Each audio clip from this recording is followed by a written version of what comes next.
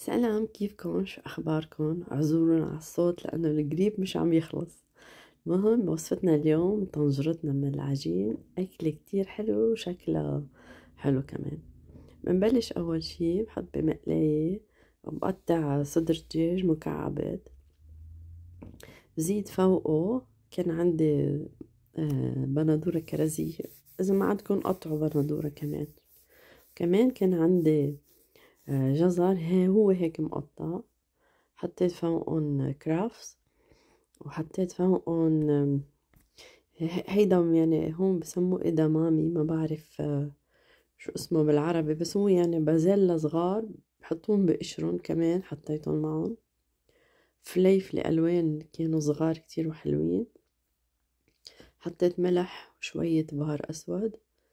آخر شي حطيت البروكولي، زدتلن نقطة مي لأنه هني الخضرة اوريدي رح تنزل مي، وغطيتهم شي نص ساعة لحتى استوى شوي.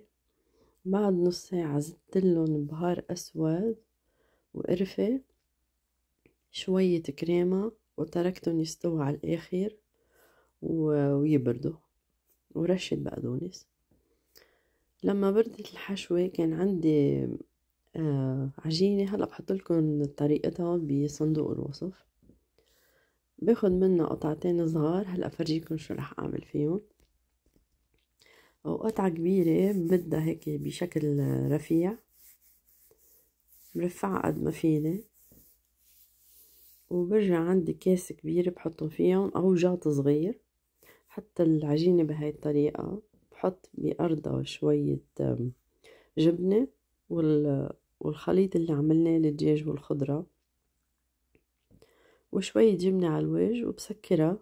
بجرب خفف قد ما فيني من العجين وسكرها بطريقة منيحة، ما فيها شي انه ينزل منها يعني. ورح اجرب خليها كمان شكلها يكون مبروم مثل الطنجرة يعني.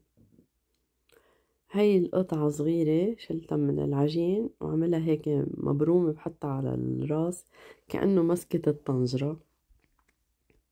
وقطعة تانية كمان بعملها هيك بالطول، ببرمها على بعضها وبحطها على داير العجين يعني كأنها غطا الطنجرة.